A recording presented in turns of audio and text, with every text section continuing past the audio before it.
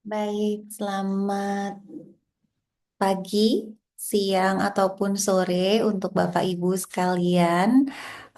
Senang sekali rasanya kita bisa berjumpa untuk proses pembelajaran hari ini gitu ya. Perkenalkan, saya Made Padmadewi Bajirani, biasa dipanggil Padma. Saya adalah salah satu psikolog dari Himpunan Psikologi Indonesia Wilayah Bali.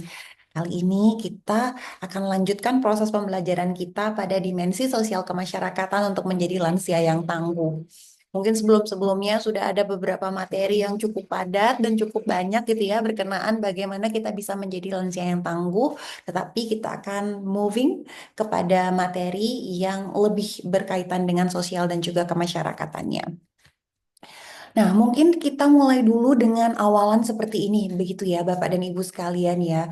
Boleh dilihat ternyata gitu ya, mungkin ada kakek, nenek, ataupun para orang tua kita yang seringkali mengeluh gitu ya, kok aku ngerasa sendiri ya, kok saya merasa sepi gitu, sekalipun misalnya sudah ikut kegiatan kemasyarakatan gitu ya, udah aktif gitu di Banjar, udah aktif di organisasi-organisasi tertentu gitu ya, atau mungkin sudah sering terjadi perayaan-perayaan gitu ya, tetapi seringkali aku merasa sendiri gitu ya, atau bisa jadi karena mungkin anak-anaknya sibuk gitu ya, bekerja, ada agenda-agenda yang lain, anak-anak juga sudah mulai membangun keluarga yang baru gitu ya, sehingga perasaan-perasaan seperti sedih, merasa sendirian, merasa sepi itu muncul pada Bapak Ibu lansia yang ada di sekeliling kita. Nah, maka dari itu kita akan membahas hal ini lebih dalam lagi begitu ya Bapak dan Ibu sekalian, di mana kalau kita bisa mengenal kembali atau Bapak dan Ibu bisa mengingat kembali untuk kita dapat mewujudkan lansia yang tangguh itu sebenarnya ada 7 dimensi. Nah, ada dari dimensi spiritual, intelektual, fisik, emosional, dan bahkan sekarang adalah menjadi salah satunya adalah lansia yang tangguh berdasarkan dimensi sosial kemasyarakatan agar bisa mencapai gitu ya dan mewujudkan lansia yang tangguh lebih utuh lagi. Lalu kemudian nanti akan berlanjut pada dimensi-dimensi yang lainnya hingga dimensi yang lingkungan. Nah, kalau seandainya kita bisa lihat gitu ya, pada lansia tangguh dimensi sosial kemasyarakatan Bapak dan Ibu sekalian, dari fungsi sosial budaya itu diharapkan gitu ya, atau menjadi eh, terwujudnya dimensi sosial kemasyarakatan yang lebih komprehensif untuk lansia kita yang ada di sekeliling kita gitu. Ada banyak aktivitas yang bisa jadi diikuti atau kita akan lebih banyak membahas tentang apa yang bisa kita lakukan sehingga kita bisa mendampingi gitu ya Bapak Ibu lansia yang ada di kanan kiri kita atau di sekeliling kita agar bisa menjadi lebih tangguh dan juga lebih berdaya dalam kehidupan sehari-hari. Bapak dan Ibu mungkin bisa mencermati gitu ya, bahwa pembangunan lansia yang tangguh dalam dimensi sosial kemasyarakatan itu diharapkan gitu ya, bahwa lansia ini menjadi salah satu upaya untuk membangun keluarga yang mampu memberikan pendampingan, penghiburan, perawatan, pelayanan, pemberdayaan, dan juga kemandirian untuk lansia yang ada di dalam keluarga dan nantinya juga akan bermasyarakat. Nah, harapannya lansia nantinya di kemudian hari gitu ya, setelah mungkin mendapatkan pendampingan seperti ini gitu ya, akan memiliki kemampuan untuk bisa merawat dirinya sendiri, kemudian tetap sehat atau tetap fit gitu ya, tetap bugar gitu dalam menjalani aktivitas sehari-hari dan dapat melaksanakan apa ya, bisa dikatakan ya, tadi melangsungkan aktivitas sehari-hari secara wajar, bukan berarti yang harus diforsir, harus seperti gitu ya, seperti muda dulu, bukan demikian, tapi selayaknya seperti lansia dengan apa ya, dalam tanda kutip dengan kekuatan penuh gitu ya, seperti lansia yang juga bisa berdaya. Jadi aktivitas bisa dilakukan secara sehari-hari. Dengan harapan gitu ya, apa yang bisa kita lakukan? Tentunya dari sekian banyak hal yang kita bisa upayakan adalah tempat terbaik bagi lansia itu adalah di dalam keluarga terlebih dahulu sebelum nantinya lansia bisa beraktivitas atau bersosialisasi lebih luas dalam setting masyarakat. Bapak dan Ibu, kita mungkin akan berlanjut pada materi yang berikutnya gitu ya, atau bahasan yang berikutnya, di mana kita perlu untuk menyikapi gitu ya, dan ada mungkin pertanyaan dari Bapak dan Ibu sekalian gitu ya. Bagaimana cara membangun kepedulian dengan sesama? Mungkin ini menjadi kunci atau fondasi yang paling utama terlebih dahulu sebelum mungkin kita bisa memberikan aktivitas kepada lansia, tapi kita kenali dulu siapa yang sedang kita hadapi dan kita bisa membangun kepedulian kita kepada Bapak Ibu lansia yang ada di sekeliling kita.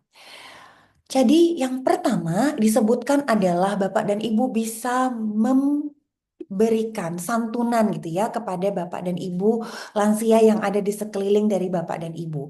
Di mana memberikan santunan bisa dalam bentuk gitu ya, bentuk uang, bentuknya berupa barang, bentuknya berupa jasa gitu ya.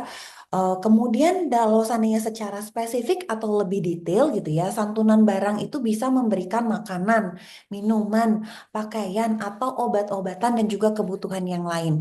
Lalu ada karakteristik yang kedua gitu ya, atau jenis yang kedua yaitu santunan berupa jasa, di mana Bapak dan Ibu bisa memberikan bantuan tenaga untuk memberikan atau memperbaiki rumah, mengantar lansia ke dokter apabila mereka dalam kondisi yang sedang sakit gitu ya, kemudian mengantar lansia ke tempat ibadah ataupun mengantar ke tempat-tempat yang lainnya gitu ya.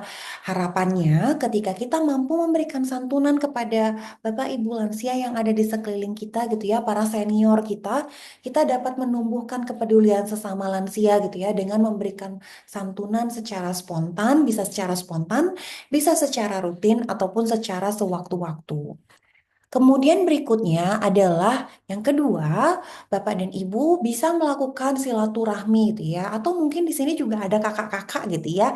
Bapak, Ibu dan kakak-kakak sekalian bisa melakukan silaturahmi dengan cara berkunjung gitu ya, atau mengunjungi sesama lansia dengan dalam rangka silaturahmi gitu ya, untuk mengenang misalnya masalah mengenang ke pengalaman-pengalaman di masa lalu atau yang biasa kita sebut dengan reminiscent gitu ya. Lalu bisa mengingat kembali masa kanak-kanak kita dulu kayak apa. Mungkin kalau zaman sekarang kelihatannya adalah aduh anak-anak muda sekarang tuh pada main gadget gitu misalnya atau bermain gawai. Kalau dulu aku main apa ya? Oh, aku main tali, aku main gundu atau mungkin permainan-permainan tradisional yang dulu itu bisa dibahas kembali. Berikutnya, atau bisa jadi Bapak dan Ibu membahas tentang masa aktif ketika bekerja gitu ya. Dan itu akan menjadi satu terapi yang sehat gitu ya buat senior-senior kita. Dengan harapan gitu ya, ketika kita bisa melakukan silaturahim, Bapak dan Ibu bisa mengikat persaudaraan, kemudian kekerabatan, pertemanan, dan juga menambah semangat lansia dalam menjaga stabilitas kehidupannya. Yang ketiga adalah Bapak dan Ibu juga bisa mengunjungi lansia yang sakit. Dalam artian bukan berarti harus selalu gitu ya, tapi kita juga perlu misalnya dengan misalnya gini, jika merasa bahwa kondisi tubuh kita sedang fit gitu ya, kita kayaknya butuh deh misalnya atau kita perlu deh mengunjungi kawan kita yang sedang sakit gitu ya. Hal ini akan membantu lansia yang sedang sakit akan mengalami pemulihan. Kemudian yang kedua, kalau dari dalam segi nilai ibadah itu juga bisa memberikan poin tersendiri gitu ya, memberikan dorongan atau memberikan keyakinan, kepercayaan terhadap lansia yang sedang dikunjungi. Tetapi ada baiknya ketika Bapak dan Ibu atau kakak, adik sekalian mencoba untuk mengunjungi lansia yang sakit, boleh kita melakukan konsen terlebih dahulu. Konsen dalam artian adalah kita meminta izin kepada keluarga dari lansia tersebut atau kepada itu sendiri gitu ya untuk menanyakan apakah beliau cukup nyaman untuk dibesuk atau tidak gitu ya. Kalau seandainya memang terjadi kondisi di mana lansianya memilih untuk tidak dibesuk, ya kita juga perlu untuk menghargai kondisi itu. Lalu yang keempat adalah situasi di mana dalam kedukaan gitu ya, Bapak dan Ibu juga kakak adik gitu ya melayat pada atau melayat ke lansia yang sudah berpulang terlebih dahulu gitu ya, dengan harapan ini kita mampu mewujudkan rasa empati sesama lansia, menanamkan kesadaran lansia gitu ya agar bisa mendekatkan diri pada Tuhan gitu ya, atau misalnya kita juga bisa memberikan penguatan kepada keluarga yang ditinggalkan. Itu yang mungkin bisa kita lakukan agar kita bisa memunculkan empati kita terlebih dahulu gitu ya sebelum kita melakukan aktivitas bersama dengan lansia. Nah, lalu berikutnya adalah ada beberapa poin secara sosial kemasyarakatan yang menjadi hal penting yang perlu kita ingat gitu ya. Yang berikutnya adalah ada pertanyaan bagaimana kita bisa memberikan perlindungan pada lansia yang ada di sekeliling kita. Mungkin ada Bapak dan Ibu, mungkin ada yang bisa memberikan jawaban terlebih dahulu. Boleh misalnya bisa menjawab gitu ya, kira-kira apa ya yang bisa diberikan atau apa yang bisa kita lakukan sehingga kita bisa memberikan perlindungan pada lansia. Asuransi itu ya, insurance bisa jadi itu bisa memberikan gitu ya, itu bisa memberikan perlindungan kepada lansia, betul. Rumah yang aman bisa jadi. Apalagi kira-kira Bapak dan Ibu juga teman-teman sekalian, hmm, tempat yang apa? Tempat yang layak atau tempat tinggal yang layak bisa jadi. Atau apa lagi?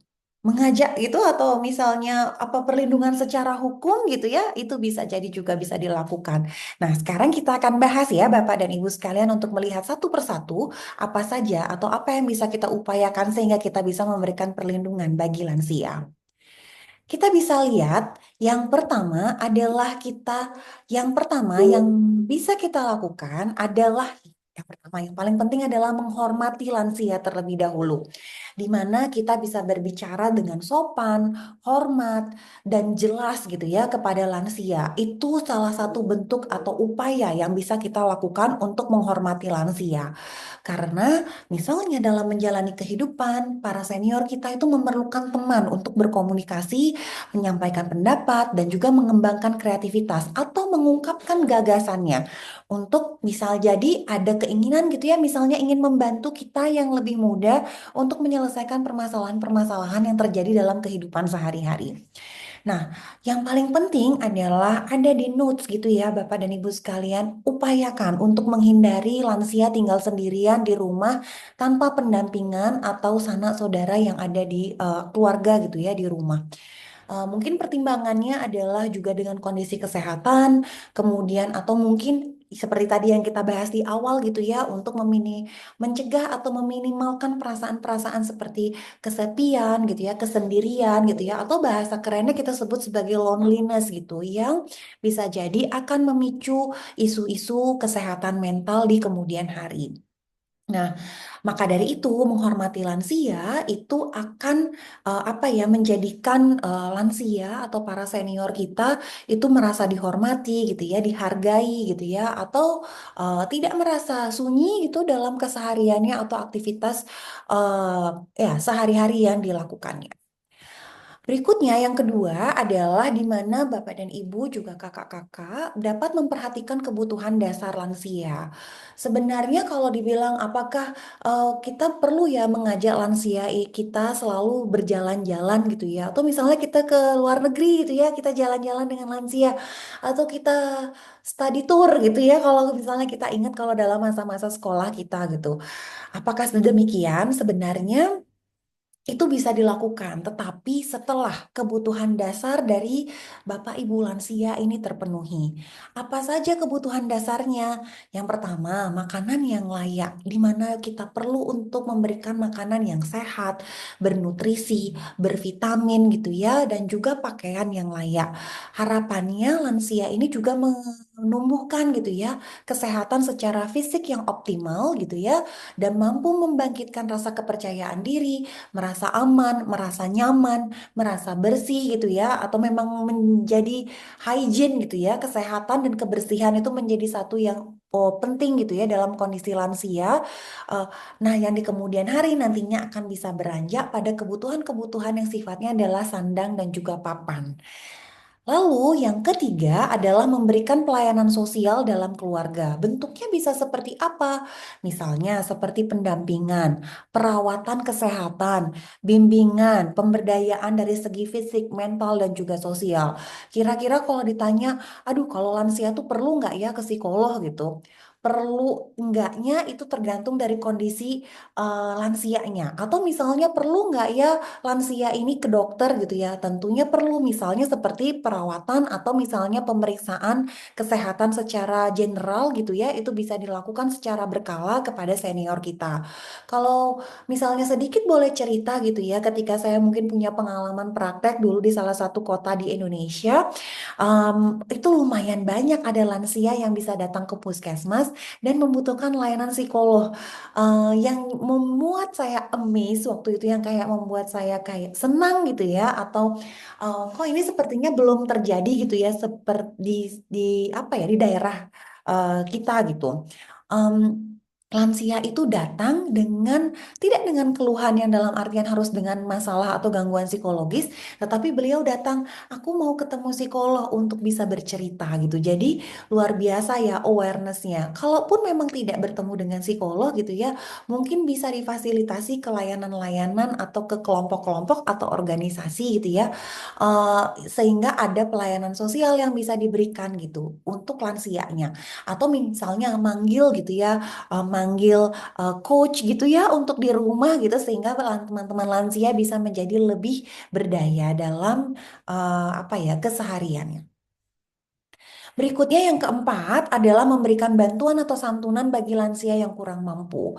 Untuk Bapak Ibu sekalian, mungkin pernah gitu ya melihat ada di mana kondisi Bapak Ibu lansia yang ada di sekeliling kita gitu ya, itu membutuhkan misalnya bantuan lebih daripada pangan misalnya, atau bisa jadi pakaian gitu ya, yang atau misalnya rumahnya sedang rusak gitu, atau pada situasi-situasi tertentu terjadi musibah, terkena bencana alam gitu, sehingga kita bisa membantu gitu ya teman-teman, Bapak Ibu lansia gitu ya, untuk menjadi merasa lebih baik, merasa lebih nyaman gitu dengan memberikan misalnya bantuan atau santunan gitu ya, agar bisa menjaga taraf hidupnya gitu.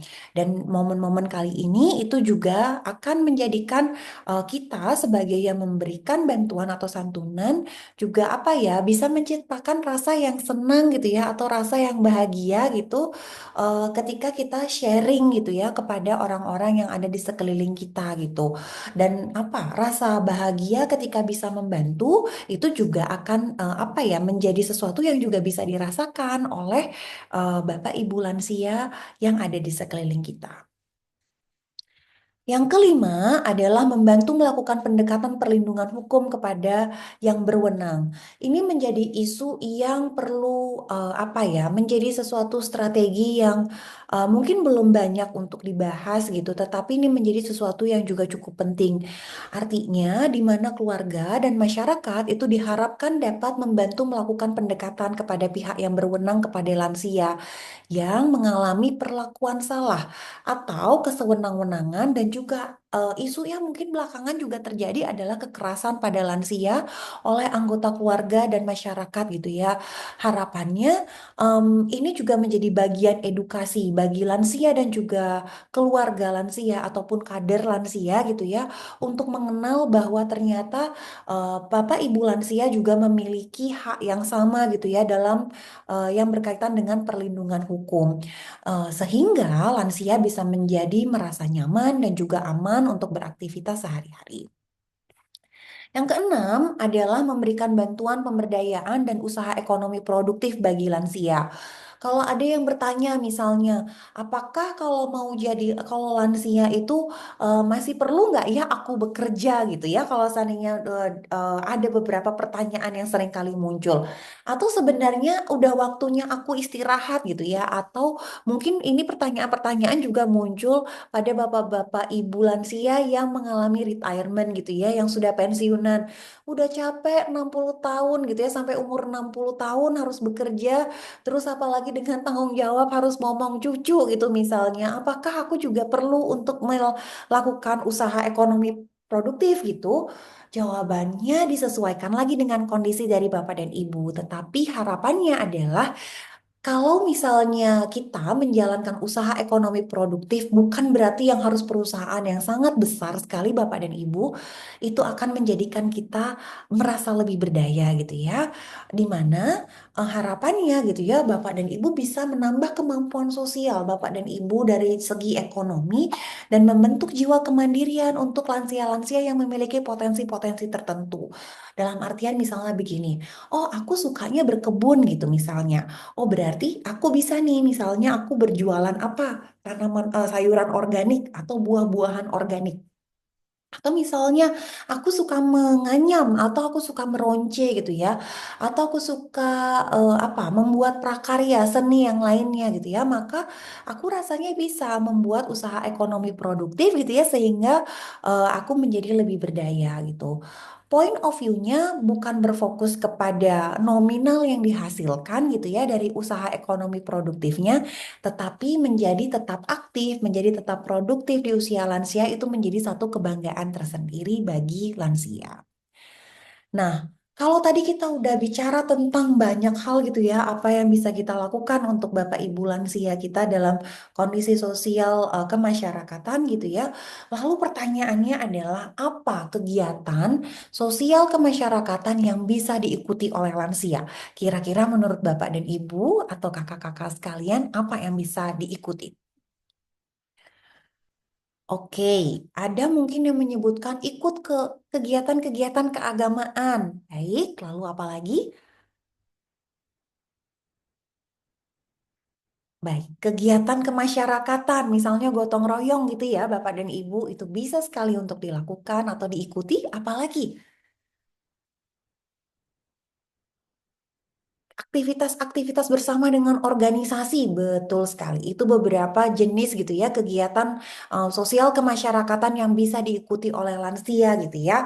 Nah, berikut ini saya akan menunjukkan beberapa kegiatan gitu, kegiatan sosial kemasyarakatan yang bisa diikuti oleh Bapak dan Ibu lansia.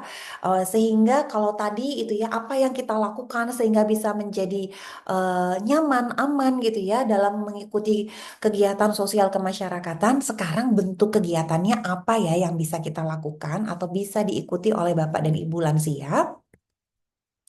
Yang pertama, Bapak dan Ibu mungkin bisa lihat ya, pada bagian yang paling atas adalah kegiatan spiritual di bidang keagamaan.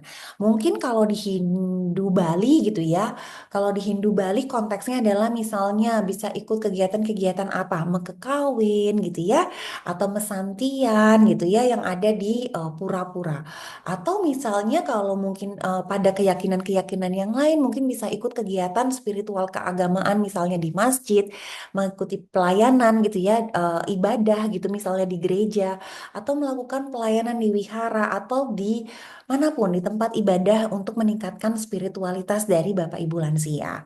Nah, berikutnya adalah apa yang bisa dilakukan adalah untuk melakukan atau terlibat dalam peringatan Hari Besar Nasional. Oh, contohnya apa tuh? Ada lomba misalnya 17 Agustus gitu ya yang bisa dilakukan gitu ya.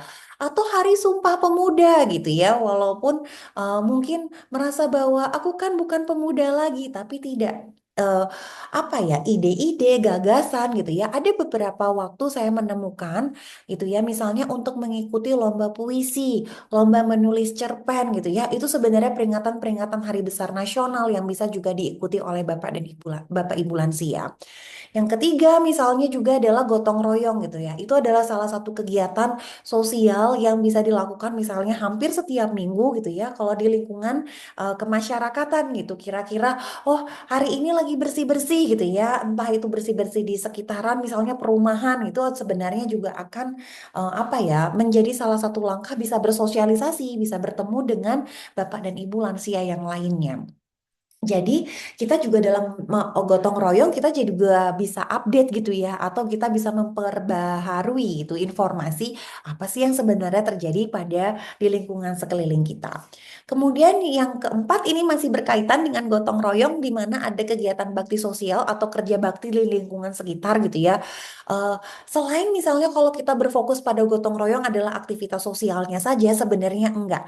Kalau kita bisa bilang bakti sosial, kerja bakti, atau misalnya Bapak dan ibu lansia juga masih terlibat langsung dalam kegiatan bersih-bersih, itu sebenarnya melatih juga loh motorik halus dan juga kognitifnya. Jadi misalnya, oh aku mau cabut-cabut rumput gitu ya, oh aku mau misalnya apa membantu menyapu, itu juga bagian dari latihan koordinasi baik itu motorik halus ataupun motorik kasar. Jadi kayak faedahnya tuh jadi dirasa ini ya, jadi double gitu ya kalau seandainya ikut gotong royong dan juga kegiatan bakti sosial. Lalu berikutnya sama seperti yang tadi, Bapak dan Ibu juga bisa mengikuti ekonomi produktif gitu ya, di mana Bapak dan Ibu bisa mengembangkan kewirausahaan gitu. Ada misalnya kayak membuka warung makan gitu ya, yang sangat otentik gitu, atau cultural sekali gitu ya, sesuai dengan budaya atau adat yang ada. Misalnya Bapak dan Ibu bisa misalnya apa, jualan sate, jualan lawar gitu ya kalau ada di Bali, atau misalnya makanan-makanan khas dari daerah masing-masing gitu. Misalnya ada yang merantau dari Manado gitu terus tinggalnya misalnya di Bali gitu ya. Wah, kita jualan yuk makanan-makanan khas Manado gitu ya. Kira-kira di Bali akan seperti apa gitu. Itu juga bisa sekali dilakukan. Lalu kegiatan-kegiatan yang berkaitan dengan penyaluran hobi, bakat, dan seni. Kira-kira misalnya Bapak dan Ibu bisa memetakan gitu ya di sini. Ada yang hobinya bernyanyi, boleh mungkin ikut kegiatan kelompok-kelompok bernyanyi. Ada yang hobinya melukis gitu ya, itu boleh juga melakukan kegiatan-kegiatan melukis. Contohnya kayak Bapak SBY gitu ya, yang dimana usia lansia masih produktif, kemudian melukis gitu ya. Itu juga salah satu kegiatan yang bisa dilakukan. Lalu ada yang suka menari gitu ya, mungkin Bapak dan Ibu di sini ada yang sukanya tari tradisional, ada yang mungkin sukanya modern dance gitu. Boleh sekali diikuti disesuaikan dengan kondisi kesehatan gitu ya juga dari Bapak dan Ibu sekalian. Nah, berikutnya juga bisa nih Bapak dan Ibu lansia mengikuti penyaluran hobi, bakat dan juga seni seperti tadi. Selain itu juga bisa masuk ke dalam kelompok diskusi isu kemasyarakatan. Nggak menutup kemungkinan loh Bapak dan Ibu lansia bisa memberikan gagasan, bisa memberikan pendapat atau sudut pandang gitu ya dalam isu-isu yang terjadi di kemasyarakatan. Misalnya sekarang gitu ya, bagaimana sih misalnya dalam penggunaan artificial intelligence gitu ya dalam kehidupan kita sehari-hari. Bagaimana misalnya dampaknya untuk cucunya, untuk anaknya, atau untuk teman-teman lansianya juga gitu. Jadi itu bisa didiskusikan gitu ya. Bagaimana kalau nanti misalnya terjadi video AI gitu ya, artificial intelligence itu masuk ke dalam grup WA gitu ya, grup WA keluarga, gimana? Apa yang perlu dibahas gitu? Itu sangat diizinkan sekali gitu ya. Dan kalau yang tadi kegiatan bakti sosial gotong royong itu berkaitan dengan motorik gitu ya, sensori motorik gitu ya. Kalau seandainya bagian dari kelompok diskusi itu juga mengasah kemampuan dari kognitif dari Bapak Ibu lansia juga gitu ya. Karena kita nggak menutup kemungkinan bahwa proses belajar yang dilakukan oleh lansia itu tidak mengenal batasan usia. Jadi kapanpun gitu ya boleh untuk dilakukan. Ketika mau melakukan diskusi isu kemasyarakatan, tentunya kita juga jadi lebih terbuka dengan pendapat ataupun sudut pandang dari Bapak Ibu lansia yang lainnya. Dan itu akan melatih flexibility kita gitu ya. Em, dalam berpikir ataupun dalam memberikan pendapat kepada situasi-situasi tertentu. Yang berikutnya adalah ini berkaitan dengan yang di atas gitu ya. Bagaimana Bapak dan Ibu lansia juga bisa turut serta memberikan atau berkontribusi menjadi guru tamu ataupun mentor sesuai dengan pengalaman. Contohnya misalnya ada yang punya profesi-profesi tertentu, ada yang misalnya profesinya bidan, profesinya perawat, atau profesinya lawyer atau arsitek dan yang lain sebagainya yang banyak sekali ada gitu ya.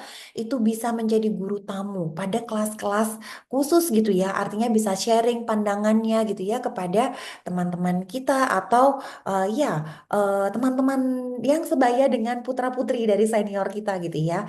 Artinya itu akan memberikan tambahan gitu pengalaman atau sharing pengalaman dari Bapak dan Ibu lansia sekalian. Dan berikutnya adalah memberikan pendampingan kegiatan sosial atau kader sesuai dengan keahlian tertentu itu seperti guru tamu juga gitu ya. Dan yang terakhir adalah menjadi orang tua asuh. Orang tua asuh ini bisa dilakukan oleh Bapak dan Ibu lansia kiranya misalnya merasa berkecukupan gitu ya secara ekonomi, secara finansial gitu ya sehingga bisa menjadi orang tua asuh untuk anak-anak yang membutuhkan. Dan itu juga apa ya memiliki poin tersendiri gitu ya, atau perasaan tersendiri, perasaan positif khususnya tersendiri untuk lansia yang melakukan itu. Nah, kalau tadi kegiatannya apa aja yang bisa dilakukan, kita akan lanjut. Lalu setelah masuk gitu ya, misalnya ke dalam kegiatan-kegiatan yang ada sebanyak itu, lalu bagaimana nih caranya kita berinteraksi pada lansia gitu ya? Bagaimana cara interaksi sosial pada lansia? Mungkin itu yang menjadi pertanyaan juga. Mungkin ada pendapat dari Bapak dan Ibu sekalian gitu ya, kira-kira bagaimana caranya kita berinteraksi sosial pada lansia?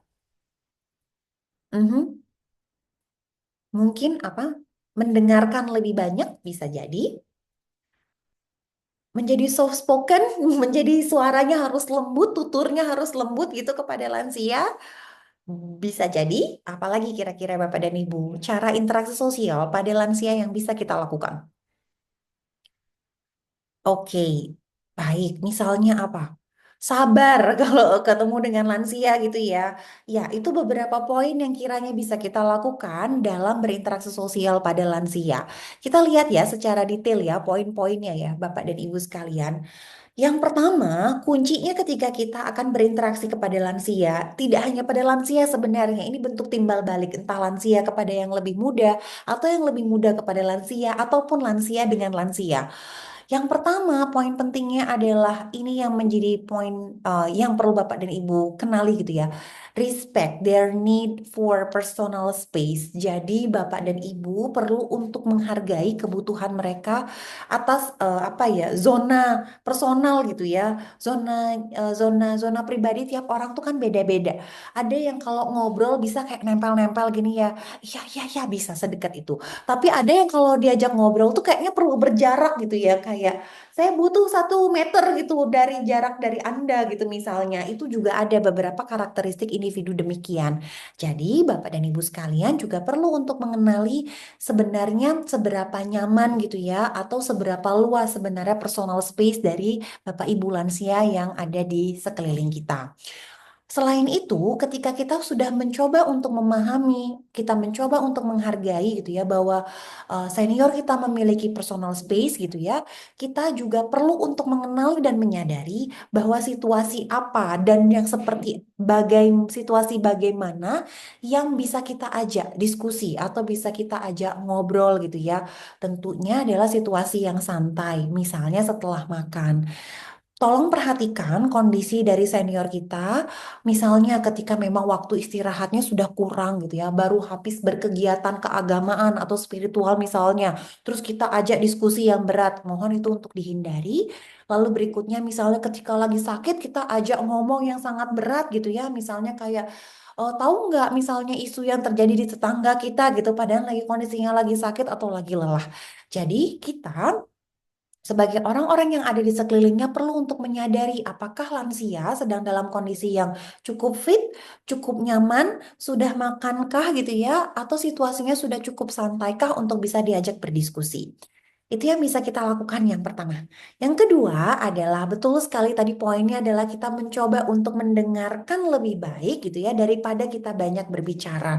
Ketika kita bertemu dengan lansia, mungkin kelihatannya ada beberapa hal yang mungkin saya pernah temui gitu ya pada layanan praktik psikologi gitu ya, yang ketika mendampingi lansia. Kadang ada yang ngerasa capek gitu ya, atau misalnya sulit untuk apa ya, untuk dikasih tahu gitu. Atau misalnya kesannya menjadi lebih cerewet, padahal sebenarnya bukan demikian gitu ya. Tetapi memang kita Bapak Ibu lansia itu membutuhkan ruang yang lebih banyak untuk menceritakan pengalaman-pengalamannya, sehingga kita yang menjadi di sekelilingnya perlu berlatih gitu ya untuk menjadi pendengar yang lebih baik daripada kita yang bercerita. Yang berikutnya adalah setelah kita bisa menjadi pendengar yang baik gitu ya bagi lansia kita bisa mengajak berdialog gitu ya lansia-lansia yang ada di sekeliling kita dengan memberikan waktu yang banyak untuk lansia kita bercerita. Mungkin ceritanya nanti akan kebolak-balik dari awal ke akhir, akhir ke awal, tengah ke awal, tengah ke akhir itu mungkin akan sering terjadi gitu ya. Tetapi kita masuk kepada poin yang keempat adalah kita menghormati dengan cara menanggapi secara positif gitu ya. Tidak perlu merasa jenuh atau kita tetap perlu berkesadaran bahwa oh ya ceritanya diulang-ulang gitu ya. Dan hindari gitu ya untuk berbicara keras gitu kepada lansia yang ada di sekeliling kita. Ada 4 poin ya, Bapak dan Ibu sekalian gitu ya. Tapi poin kunci yang utama adalah respect their need for personal space gitu ya. Jadi artinya ketika kita kalau seandainya pun teman-teman Bapak-bapak Ibu lansia membutuhkan interaksi sosial, tapi kita juga perlu untuk menghargai kebutuhan Bapak dan Ibu lansia terkait dengan personal space mereka. Nah, berikutnya gitu ya, yang jadi pertanyaan adalah the last gitu ya, bahasan yang akan kita bahas pada materi hari ini adalah apa peran keluarga dalam dimensi sosial kemasyarakatan bagi lansia. Kalau tadi apa yang sudah diupayakan, apa yang sudah dilakukan, pertanyaan berikutnya pasti adalah kalau terus aku yang punya lansia gitu ya di rumah, lalu apa yang bisa aku lakukan? Mungkin itu yang menjadi pertanyaan dari Bapak dan Ibu, atau apa yang bisa saya lakukan, apa yang bisa kita lakukan sebagai anggota keluarga untuk bisa meningkatkan atau kita bisa mengembangkan dimensi sosial kemasyarakatan untuk lansia yang ada di keluarga kita. Oke, yang berikutnya adalah yang pertama adalah kita perlu mengenali juga bagaimana kondisi dari lansia yang ada di rumah kita. Kalau seandainya kita menyadari bahwa lansia yang ada di lingkungan rumah itu kondisinya cukup mandiri, maka kita bisa melatih atau melibatkan Bapak Ibu lansia pada kegiatan sosial. Bisa di rumah ataupun di masyarakat gitu ya. Bisa berupa interaksi sosial maupun apa ya, bisa berupa interaksi sosial di masyarakat ataupun di rumah gitu poinnya. Lalu berikutnya adalah kalau seandainya Bapak dan Ibu mengenal bahwa ternyata lansia yang ada di rumah kita atau menjadi anggota keluarga kita adalah lansia dengan mengalami disabilitas ataupun adanya keterbatasan, maka kita bisa mengajak anggota keluarga kita dan masyarakat untuk berkunjung ke rumah lansia. Tapi sekali lagi perlu adanya konsen gitu ya, perlu ditanya. Mungkin seneng ya ngasih surprise gitu ya datang ke rumah untuk berkunjung ke lansia gitu ya, tetapi nggak ada salahnya kita untuk bertanya dan juga kayak kita respect their personal space gitu ya sebelum kita berkunjung. Atau misalnya kita bisa memberikan kiriman atau bingkisan gitu ya, atau kita bisa juga membantu atau apa ya menawarkan bantuan kepada caregiver dari lansia ini atau yang mengasuh lansia gitu ya. Kemudian yang berikutnya adalah kalau seandainya dalam keluarga kita terdapat lansia yang memiliki dampak atau berdampak secara ekonomi gitu ya, maka kita juga bisa membantu lansia gitu ya untuk membangun jejaring yang baik gitu ya, baik itu dalam keluarga, masyarakat ataupun pemerintah. Kiranya misalnya kita perlu untuk membantu untuk mengenalkan kepada Bapak Ibu lansia kita misalnya jaminan-jaminan kesehatan apa yang bisa diberikan, kemudian apa yang bisa diupayakan, lalu misalnya bentuk insurance apa yang bisa apa ya bisa dilakukan gitu ya untuk Bapak Ibu lansia yang ada di sekeliling kita. Lalu adalah pendamping pembantu lansia itu juga bisa berkomunikasi apa ya berkomunikasi melalui daring dengan teman sebaya ataupun keluarga. Jadi walaupun ada 3 kondisi di mana baik itu lansianya dalam kondisi yang mandiri, entah itu mengalami disabilitas ataupun juga ada keterbatasan atau mengalami dampak ekonomi gitu ya. Harapannya pendamping itu dapat membantu lansia untuk bisa tetap berkomunikasi melalui daring gitu ya dalam jaringan atau online gitu bahasanya dengan teman sebaya ataupun keluarganya. Apa ya? Keterhubungan lansia gitu dengan orang-orang yang di sekelilingnya itu akan bisa menghindari gitu ya terjadinya perasaan-perasaan ditinggalkan sendirian ataupun merasa kesepian. Mungkin seperti itu Bapak dan Ibu sekalian gitu ya, apa yang mungkin bisa kita upayakan untuk Bapak Ibu lansia atau senior yang ada di sekeliling kita, baik dari misalnya cara kita menghormati, kemudian dalam kegiatan apa yang bisa kita libatkan, lalu sampai dengan apa yang bisa kita upayakan dan kita maksimalkan gitu ya untuk bisa menumbuhkan interaksi sosial gitu ya, lansia-lansia yang ada di sekeliling kita. Baiklah kalau begitu, Mungkin pertanyaan saya terakhir sebelum saya akhiri untuk pembelajaran hari ini, Bapak dan Ibu sekalian. Nanti Bapak dan Ibu mungkin bisa sampaikan kepada Bapak Ibu yang ada di kanan kirinya gitu ya, apa yang dirasakan oleh Bapak dan Ibu saat ini setelah mengikuti pembelajaran hari ini. Oke, baik. Saya terima setiap mungkin perasaan yang hadir Bapak dan Ibu ya, sehingga perasaan yang hadir itu pun juga bisa menyiapkan Bapak dan Ibu untuk lebih mantap, lebih tangguh gitu untuk bisa berinteraksi secara sosial nantinya dalam lingkungan keluarga ataupun dalam lingkungan masyarakat yang lebih luas nanti. Baiklah, mungkin itu saja materi dari saya, Bapak dan Ibu sekalian. Terima kasih banyak untuk atensinya, sudah memberikan perhatian yang penuh untuk proses pembelajaran hari ini. Saya mohon maaf apabila ada salah-salah kata. Sampai jumpa dalam kesempatan yang lainnya. Terima kasih.